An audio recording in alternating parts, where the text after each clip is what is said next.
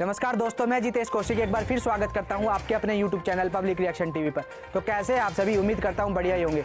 दोस्तों, हर छोटी बड़ी खबरें व ताज़ा खबरें सबसे पहले पाने के लिए अभी सब्सक्राइब करके जुड़ जाए आपके अपने YouTube channel public reaction TV पर। साथ ही घंटे का बटन अवश्य दबा लें, जिससे कि हमारी हर एक नई वीडियो का नोटिफिकेशन सबसे पहले आ सके आपके पास। जी हाँ दोस्तों, क्योंकि आप देख रहे हैं उभरता हुआ न्यूज़ चैनल। तो चलिए चलते हैं अपनी खबरों पर। 17 फरवरी 2023 दिन शुक्रवार। आइए सबसे पहले एक नजर डाल लेते हैं दिन भर की सुर्खियों पर। सरकारी नौकरी की तैयारी में जुटे युवाओं के लिए आज हम 5 नौकरियों की जानकारी देने वाले हैं। बताएंगे पूरी खबर। हरियाणा के बिजली उपभोक्ताओं को बड़ी राहत, नहीं बढ़ाई दरें। सीएम मनोहर लाल बोले, कृषि क्षेत्र को सब्सिडी जारी रहेगी। गोवा में सोनाली मर्डर केस की सुनवाई, आरोपी सुखविंदर की जमानत याचिका हुई खारिज, सीबीआई ने किया था विरोध। कैथल में मंत्री संदीप के खिलाफ महापंचायत 19 को सोनिया दोहन ने मांगा खापो किसान संगठनों का सहयोग, बोली बेटियों को इंसाफ चाहिए। महेंद्रगढ़ में केंद्रीय यूनिवर्सिटी के लिए चलेंगी बसें, परिवहन मंत्री मूलचंद शर्मा ने कुलपति से मांगा रूट। खेल प्रतियोगिता में आए थे। सोना खरीदने वालों के लिए आई बड़ी खुशखबरी, अब सस्ते में बनवाएं ज्वेलरी। बताएंगे सोने चांदी के ताजा भाव। राजस्थान होमगार्ड भर्ती के लिए आवेदन की आखिरी तारीख बढ़ी, अब 28 फरवरी 2023 तक करें अप्लाई। 3824 पदों पर होगी भर्ती। त्रिपुरा में विधानसभा चुनाव के लिए गुरुवार को वोटिंग हुई, सभी 60 सीटों पर सिंगल फेज में वोट डाले गए। शाम 5 बजे तक 82.78% मतदान हुआ। हालांकि ये डेटा अभी अपडेट हो सकता है। चुनाव नतीजे 2 मार्च को आएंगे। और अब खबरें विस्तार से। भाजपा में मचा घमासान, सियाग समेत 4 विधायक पार्टी से नाराज, मंत्री पद न मिलने से दिखाई तेवर, अगले साल है चुनाव। हरियाणा के डिप्टी सीएम दुष्यंत चौटाला की वर्किंग से उनके विधायक नाखुश हैं। पहले नारनौद विधायक रामकुमार गौतम, फिर नरवाना विधायक रामनिवास सुरजाखेड़ा, गोलाजी का विधायक ईश्वर सिंह और अब बरवाला विधायक जोगीराम सिहाग भी नाराज चल रहे हैं। इनमें से कुछ की नाराजगी का कारण मंत्री पद रहा, तो कुछ का विकास कार्य। वहीं विधायक फोन न उठाने और उनकी सुनवाई न होने का भी आरोप लगा चुके हैं। हालांकि डिप्टी सीएम दुष्यंत चौटाला भी नाराज विधायकों को समय समय पर सार्वजनिक तौर पर नसीहत दे चुके हैं। विधानसभा चुनाव से पहले लोकसभा चुनाव आने में 1.25 साल शेष रह गया है। ऐसे में इन विधायकों की नाराजगी जननायक जनता पार्टी यानी जेजेपी को चुनाव में नुकसान पहुंचा सकती है। बता दें कि हरियाणा में जसपा ने साल 2019 विधानसभा चुनाव में 10 सीटें जीती थी। भाजपा को समर्थन देकर गठबंधन में सरकार बनाई और दुष्यंत चौटाला डिप्टी सीएम बने। हरियाणा में भाजपा जसपा गठबंधन ने यदि अगले विधानसभा चुनाव गठबंधन में लड़ा तो जसपा के नाराज विधायकों को भाजपा से टिकट मिलना आसान नहीं होगा। ऐसे में इन विधायकों को दूसरे दलों का विकल्प तलाशना होगा, जिसमें से कांग्रेस, इनेलो या आम आदमी पार्टी हो सकती है। हालांकि दोनों दलों का दोबारा गठबंधन होने पर संशय है। बिजली उपभोक्ता को बड़ी राहत, नहीं बढ़ाई दरें। सीएम मनोहर लाल बोले, कृषि क्षेत्र को सब्सिडी जारी रहेगी। हरियाणा के बिजली उपभोक्ता को मुख्यमंत्री मनोहर लाल खट्टर ने बड़ी राहत दी है। सरकार की ओर से बिजली की दरों में कोई वृद्धि नहीं की गई है। मुख्यमंत्री मनोहर लाल खट्टर ने घोषणा करते हुए किसानों को राहत देते हुए कहा है कि कृषि क्षेत्र में दी जाने वाली सब्सिडी सरकार जारी रखेगी। मनोहर लाल ने कहा कि विगत 8 वर्षों में हरियाणा में अभूतपूर्व बिजली सुधार किए गए हैं। मुख्यमंत्री ने बताया कि अच्छे प्रबंधन के कारण बिजली के लाइन लॉस को कम करने में बड़ी सफलता राज्य को मिली है। उपभोक्ताओं को राहत देते हुए सरकार ने बिजली दरों में कोई बदलाव नहीं किया है। मुख्यमंत्री ने बताया कि बिजली दरों के रेट हरियाणा बिजली विनियामक आयोग तय करता है, न कि सरकार। आयोग ने वर्ष 2023-24 के बिजली दरों के आदेश जारी कर दिए हैं, जिसे आयोग की वेबसाइट पर भी डाला गया है। फरवरी को पेश होगा बजट, बिजनेस एडवाइजरी कमेटी ने लगाई मोहर। दूसरे चरण की डेट बदली, 17 मार्च से होगा शुरू। हरियाणा विधानसभा की बिजनेस एडवाइजरी की बैठक में बजट पेश होने पर मोहर लग गई है। बैठक में तय किया गया है कि सूबे का बजट सत्र 2 चरणों में पेश किया जाएगा। पहले चरण की शुरुआत 20 फरवरी से होगी। पहले दिन राज्यपाल के अभिभाषण के बाद 2 दिन उस पर चर्चा की जाएगी। 23 फरवरी को मुख्यमंत्री मनोहर लाल खट्टर बतौर वित्त मंत्री हरियाणा का बजट पेश करेंगे। हरियाणा विधानसभा के स्पीकर ज्ञानचंद गुप्ता की अध्यक्षता में हुई मीटिंग में मुख्यमंत्री मनोहर लाल खट्टर, डिप्टी सीएम दुष्यंत चौटाला, गृह मंत्री अनिल विज के साथ सदन में विपक्ष के उप नेता आफ्ताब अहमद उपस्थित रहे। बिजनेस एडवाइजरी कमेटी की बैठक में दूसरे चरण की डेट में बदलाव किया गया है। पहले दूसरा चरण 16 मार्च को शुरू होने वाला था, लेकिन अब बदलाव के बाद 17 मार्च को दूसरा चरण प्रारंभ होगा। दूसरे चरण में इस रिपोर्ट पर विधानसभा में चर्चा की जाएगी, जिसके बाद मुख्यमंत्री यदि चाहेंगे तो बजट प्रस्ताव में संशोधन किया जाएगा। टेंडरिंग के विरोध पर हरियाणा सरकार सख्त, पंचों को मुखिया की कमान देने की तैयारी। बबली बोले, मेजोरिटी वालों को दे देंगे पावर। हरियाणा में ई टेंडरिंग पर सरपंचों के विरोध को लेकर सरकार सख्त हो गई है। विरोध करने वाले सरपंचों की जगह पंचों को मुखिया की कमान देने की सरकार तैयारी कर रही है। जिन पंचायतों में मेजोरिटी की स्थिति है, वहाँ पंचों को सरकार पावर देने की योजना बना रही है। यह बात पंचायत मंत्री देवेंद्र बबली ने कही है। पंचायत मंत्री देवेंद्र सिंह बबली ने विरोध कर रहे सरपंचों को 2 टूक में कहा है कि यदि सरपंच अपने काम पर नहीं लौटे और विरोध बंद नहीं किया गया तो प्रस्ताव पारित कर मेजोरिटी वाले पंचों को सरकार सरपंचों की पावर दे देगी। इसके बाद आगे से पंच ही गाँव में विकास संबंधी काम कराएंगे। उन्होंने गाँव के पंचों से अपील की है कि वह मेजोरिटी साबित कर गाँव में विकास कामों को सुचारू करवाएं। देवेंद्र बबली ने कहा कि हमने ईमानदारी की स्प्रे छिड़कनी शुरू कर दी है। इससे हम करप्शन की दिमक का पूरी तरह से सफाई कर देंगे। उन्होंने कहा कि जो सरपंच नहीं माने उन्हें हटाकर सारे अधिकार पंचायतें चलवा सकती है। देवेंद्र बबली के बयान पर सरपंचों का पलटवार। प्रधान गिल बोले, हमारी जीत देख बौखलाए हैं, सिस्टम उनके हिसाब से नहीं चलेगा। हरियाणा में ई टेंडरिंग और राइट टू रिकॉल को लेकर आंदोलनरत सरपंचों ने पंचायत मंत्री देवेंद्र बबली को करारा जवाब दिया है। सरपंचों के काम पर न आने पर मंत्री ने पंचों को कमान सौंपने की बात कही है। कुछ देर बाद ही सरपंच एसोसिएशन के प्रदेश अध्यक्ष रणबीर सिंह गिल ने मंत्री पर वार किया। उन्होंने कहा कि सरपंचों का आंदोलन जीत के करीब है, इसलिए वे बौखलाए हुए हैं। बोले, सिस्टम बबली के हिसाब से नहीं चलेगा। रणबीर सिंह गिल ने टोहाना में पत्रकारों से बातचीत में कहा कि बबली जिस मंत्री पद पर बैठे हैं उस पद की गरिमा का ध्यान रखें, ऐसे अनाप शनाप बयान देने से बचें। उन्होंने कहा कि सरपंचों का आंदोलन जीत की ओर अग्रसर है और मंत्री बबली का बयान उनकी जीत पर मुहर लगा रहा है। उन्होंने तल्ख बयानबाजी करते हुए कहा कि मंत्री कानून अपने घर पर लिखकर नहीं लाते कि जो जी में आया बोल दिया। देश का सिस्टम कानून के हिसाब से चलेगा, न कि बबली के हिसाब से। हरियाणा में स्टूडेंट को 25 मार्च से पहले मिलेंगी किताबें। 48 करोड़ रुपए मंजूर। वितरण के लिए शिक्षा विभाग का जिला वाइज शेड्यूल हुआ जारी। हरियाणा के सरकारी स्कूलों में इस बार किताबें 25 मार्च से पहले मिलेंगी। इसके लिए शिक्षा विभाग ने 48 करोड़ रुपए की राशि मंजूर कर दी है। किताब वितरण में किसी भी प्रकार की लापरवाही न हो सके, इसके लिए डिस्ट्रिक्ट वाइज शेड्यूल भी शिक्षा विभाग ने जारी कर दिया है। शेड्यूल के मुताबिक वितरण नहीं होने पर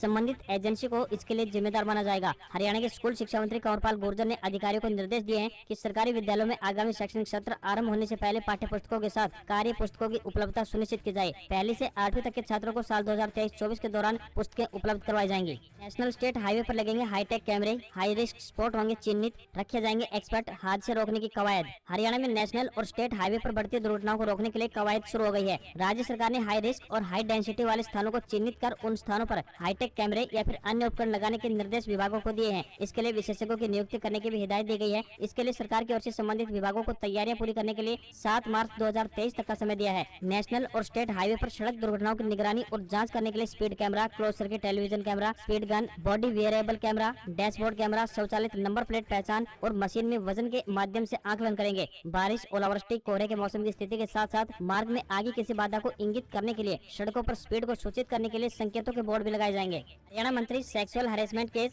महिला कोच से समझौते की बात छुपा गए संदीप सिंह। एसआईटी ने फिर से की गुपचुप पूछताछ। 4 घंटे बिठाया। हरियाणा के जूनियर महिला कोच द्वारा पूर्व खेल मंत्री संदीप सिंह पर लगाए गए यौन उत्पीड़न के मामले में जांच कर रही चंडीगढ़ पुलिस की एसआईटी अब चार्जशीट को अंतिम रूप दे रही है। इससे पहले एसआईटी ने फिर मंत्री संदीप सिंह से गुपचुप तरीके से पूछताछ की है। इस बार एसआईटी टीम ने लगभग उनसे 4 घंटे पूछताछ की है। इस दौरान पहले से तैयार लगभग 23 सवालों का सामना संदीप सिंह को करना पड़ा। बताया जा रहा है कि जूनियर महिला कोच से कंप्रोमाइज को लेकर की गई फोन कॉल की जानकारी संदीप सिंह ने एसआईटी टीम को नहीं बताई थी। जूनियर महिला कोच के खुलासे के बाद एसआईटी ने चार्जशीट में इन सवालों को भी शामिल कर संदीप सिंह से पूछताछ की है। हालांकि हरियाणा के मंत्री इन आरोपों को सिरे से खारिज कर दिया है। उन्होंने कहा है कि कोच के सभी आरोप मनगढ़ंत हैं। अस्पतालों में ड्रेस कोड का विरोध। सीनियर नर्सिंग ऑफिसर बोली, पिंक पसंद नहीं, फॉर्मल ड्रेस संग एप्रन विद नेम प्लेट लागू करें। हरियाणा के अस्पतालों में लागू किए गए ड्रेस कोड का विरोध शुरू हो गया है। सीनियर नर्सिंग ऑफिसर को ड्रेस का गुलाबी रंग पसंद नहीं आया। उन्होंने मेल नर्सिंग ऑफिसर की वर्दी का कलर बदलने की भी मांग उठाई। साथ ही मांग की है कि उन्हें फॉर्मल ड्रेस कोड के साथ एप्रन विद नेम प्लेट दी जाए। इसके अलावा नर्सिंग स्टाफ के लिए ड्रेस कोड सलवार कमीज, जूते, जुराब, काली स्वेटर, वाटर बाल बंधे हुए यह नियम लागू किए जाएं और यह नियम अन्य मेडिकल, पैरामेडिकल या टेक्नीशियन व फार्मेसी और अन्य पर भी लागू किया जाए। आपको बता दें कि हरियाणा के अस्पतालों में डॉक्टर व स्टाफ के लिए ड्रेस कोड तैयार लागू किया गया है। स्वास्थ्य विभाग के नए ड्रेस कोड में jeans, palazzo, backless top, skirt जैसे फैशन वाले कपड़े बैन कर दिए गए। हरियाणा में भाजपा विधानसभा चुनाव के लिए तैयार। भिवानी में बोले कृषि मंत्री दलाल, संगठन बहुत मजबूत, किसान हितैषी होगा प्रदेश का बजट। हरियाणा के कृषि मंत्री जेपी दलाल ने कहा है कि प्रदेश में विधानसभा चुनाव के लिए भाजपा तैयार है। बता दें कि केंद्रीय मंत्री अमित शाह ने कार्यकर्ता बैठक में संकेत दिया था कि लोकसभा चुनाव के साथ साथ विधानसभा चुनाव कराए जा सकते हैं। उन्होंने बीबीसी कार्यालय पर आईटी की जांच को लेकर कहा कि टैक्स चोरी नहीं किया तो डर कैसा। आईटी जांच एक दिन में नहीं होती। भिवानी में अपने आवास पर लोगों की समस्याएं सुनते हुए जेपी दलाल पत्रकारों से बातचीत कर रहे थे। विधायक घनश्याम सराफ भी मौजूद रहे। कृषि मंत्री ने कहा कि हरियाणा भाजपा का संगठन बहुत मजबूत है। चुनाव करवाना चुनाव आयोग का काम है, लेकिन भाजपा चुनाव के लिए हमेशा तैयार है। आने वाले हरियाणा के बजट को लेकर जेपी दलाल ने कहा कि हरियाणा कृषि प्रधान प्रदेश है। हर बार बजट किसान हित में आता है और इस बार भी कृषि, पशुपालन, मछली पालन, सिंचाई आदि को लेकर बजट किसान हितैषी होगा। नौकरी अपडेट। जवाहरलाल नेहरू विश्वविद्यालय में 388 पदों पर निकले भर्ती। उम्मीदवार 10 मार्च तक कर सकते हैं आवेदन। जवाहरलाल नेहरू विश्वविद्यालय यानी जेएनयू में जूनियर असिस्टेंट और सेक्शन ऑफिसर जैसे नॉन टीचिंग कैटेगरी के पदों पर भर्ती निकली है। जेएनयू की ओर से जारी भर्ती नोटिफिकेशन के मुताबिक नॉन टीचिंग कैटेगरी के विभिन्न पदों पर कुल 388 वैकेंसी है। इन भर्ती के लिए आवेदन की आखिरी तारीख 10 मार्च 2023 तय की गई है। उम्मीदवारों के पास 10वीं 12वीं ग्रेजुएशन की डिग्री होनी चाहिए। इस भर्ती में स्टेनोग्राफर, एमटीएस समेत विभिन्न पदों पर भर्ती के लिए अधिकतम उम्र सीमा 40 साल तय की गई है। आरक्षित वर्ग के उम्मीदवारों को नियमानुसार अधिकतम आयु सीमा में छूट दी जाएगी।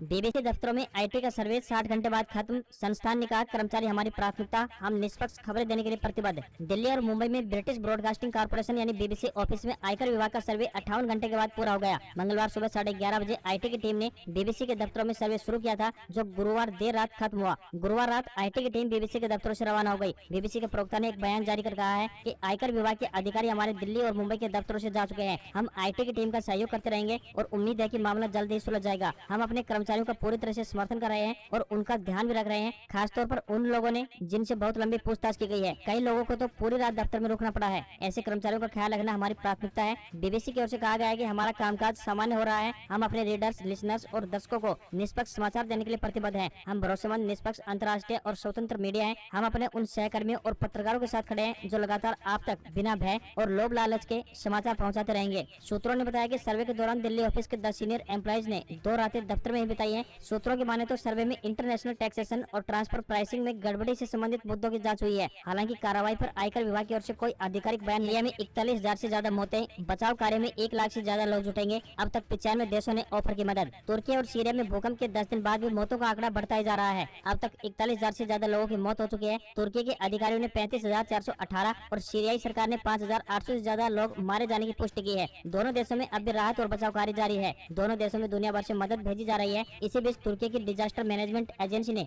बताया है कि बचाव कार्य को पूरा करने में 1 लाख से ज्यादा बचाव कर्मी हिस्सा लेंगे। इनमें अलग अलग तरह के 5500 वाहनों का इस्तेमाल किया जाएगा। अब तक 95 देशों ने तुर्की की मदद ऑफर की है। तुर्की और सीरिया में रेस्क्यू ऑपरेशन जारी है। अब भी लोगों को मलबे के नीचे से निकाला जा रहा है। हैरानी की बात यह है कि 8 से 9 दिन बीतने के बाद भी लोग जिंदा मिल रहे हैं। तुर्की और सीरिया में 6 फरवरी को सुबह 3 बड़े भूकंप के झटके आए थे। इनमें से 7 स्टॉक्स में तेजी। सेंसेक्स 44 अंक बढ़कर 61,319 पर बंद। इंडिगो के को फाउंडर गंगवाल की पत्नी ने 4% हिस्सेदारी बेची, शेयर 4% लूट गया। शेयर बाजार में हफ्ते के चौथे कारोबारी दिन तेजी देखने को मिली है। सेंसेक्स करीब 44 अंकों की तेजी के साथ 61,319 के स्तर पर बंद हुआ। वहीं निफ्टी की बात करें तो 20 अंकों की तेजी रही, यह 18,035 के स्तर पर बंद हुआ। सेंसेक्स के 30 शेयरों में से 12 में तेजी दिखाई दी तो वहीं 18 शेयरों में गिरावट रही। लंबे समय के बाद अडानी ग्रुप के 10 में से 7 स्टॉक्स में तेजी देखने को मिली है। वहीं दिल्ली सराफा बाजार की बात करें तो बाजार में सोने का भाव 50 रुपए की मामूली गिरावट के साथ 56,270 रुपए प्रति 10 ग्राम पर रह गया है। इसके अलावा चांदी की कीमत की बात करें तो 140 रुपए बढ़कर 65,720 रुपए प्रति किलोग्राम के स्तर पर बंद हुई है। वहीं $1 का रेट 82 रुपए 65 पैसे के स्तर पर बंद हुआ। अगर आपको हमारी खबर पसंद आई हो